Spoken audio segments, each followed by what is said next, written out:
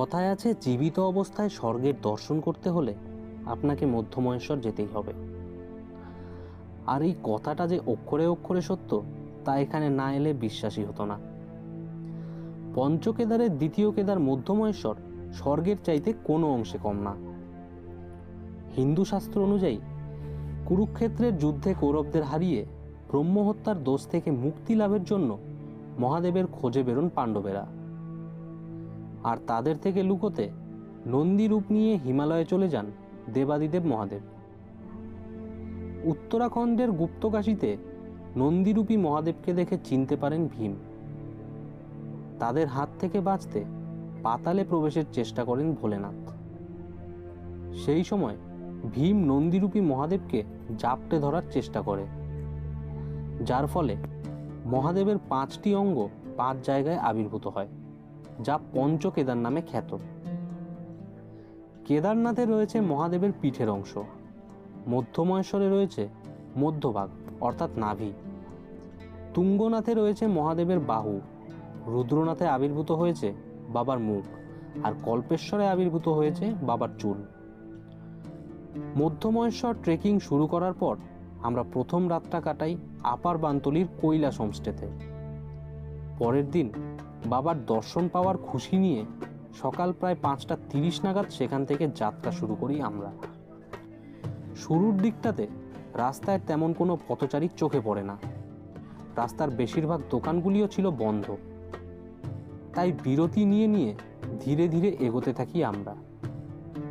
আপার বান্তলির পর মধ্যমহেশ্বরের ট্রেকিং বেশ কঠিন, তাই ইনস্ট্যান্ট এনার্জির জন্য চকলেট, ড্রাই ফ্রুট ইত্যাদি খুবই কার্যকরী। শুরুর দিকে আমাদের হাঁটার গতিও ছিল মোটামুটি ভালো। ধীরে ধীরে আমাদের আগে বেরিয়ে যাওয়া দর্শনার্থীদের সান্নিধ্য পাই আমরা। ট্রেকিংয়ে প্রচুর বাঙালি দর্শনার্থীদের সাথেও সাক্ষাৎ হয় আমাদের। সময় বাড়ার সাথে সাথে বাড়তে থাকে ট্রেকিংয়ের কঠিনত্ব। সামনে শুধু খাড়া চড়াই।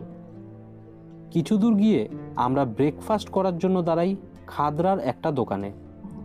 সেখানে ম্যাগি, আলুর পরোটা, জুস এইসব খেয়ে আবারও হাঁটা শুরু করি আমরা। রাস্তায় পাহাড়, মেঘ, আকাশের মনোমুগ্ধকর দৃশ্য আমাদের এনার্জি বাড়িয়ে তুলছিল। এরপর একে একে নানুচটি, মেঘাম্বা, কুনচটি এইসব গ্রাম পেরিয়ে এগোতে থাকি আমরা। মধ্যমহেশ্বর ট্রেকের শেষ 5 কিলোমিটার সবচাইতে কঠিন। চোখের সামনে থাকবে শুধু একের পর এক খাড়া চড়াই। সব বাধা পেরিয়ে আপনি যখন বাবার দর্শন পাবেন তখন থাকবে শুধু আপনার দেহ আর মন। রাস্তার কঠিনত্ব কেড়ে নেবে সমস্ত চাওয়া পাওয়া। দুপুর 1:30 নাগাদ আমরা পৌঁছাই মধ্যমহেশ্বর মন্দিরের কাছে। তখন মন্দির কপাট বন্ধ। উল্লেখ্য, সকাল 6টা নাগাদ খোলা হয় মধ্যমহেশ্বর মন্দির। 6:30 নাগাদ শুরু হয় আরতি এবং দর্শন। দুপুর 12টা নাগাদ বন্ধ হয় মন্দিরের দরজা। এরপর সন্ধ্যা আরতি এবং দর্শনের জন্য সন্ধ্যা 6টা থেকে 9টা পর্যন্ত খোলা থাকে মন্দির। মধ্যমহেশ্বর পৌঁছানোর পর আমাদের প্রথম কাজ ছিল রুম ঠিক করা। সেই সময় দর্শনার্থীর সংখ্যা বেশি থাকায় সেটা খানিকটা চাপেরই ছিল বটে। আরেকটা গুরুত্বপূর্ণ বিষয় হলো, আপনি চাইলেও যে কোনো হোমস্টেতে গিয়ে থাকতে পারবেন না। সেখানকার ইউনিয়ন যেখানে লোকের সংখ্যা কম আছে সেখানেই আপনাকে থাকার ব্যবস্থা করে দেবে। আমরা 6 জনের জন্য একটা রুমই নিই, যার ভাড়া ছিল 2500 টাকা প্রতিদিন।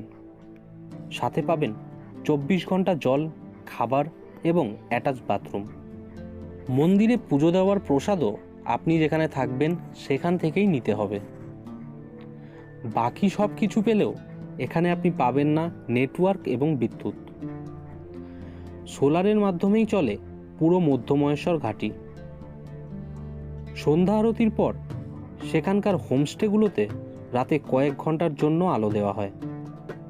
তাই ফোন চার্জ করার জন্য পাওয়ার ব্যাংক সহ অন্যান্য গুরুত্বপূর্ণ সরঞ্জাম নিয়ে যাওয়া অত্যন্ত গুরুত্বপূর্ণ।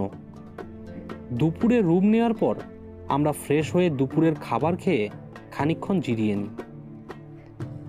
সন্ধ্যা আরতির সময় মন্দির প্রাঙ্গণে গিয়ে আরতি এবং দর্শন সেরে আবার রুমে চলে আসি। তারপর গরম গরম রুটি, ডাল এবং আলুর তরকারি দিয়ে ডিনার সেরে পরের দিন বুড়ো মদ্মহেশ্বর দেখার স্বপ্ন নিয়ে ঘুমিয়ে পড়ি।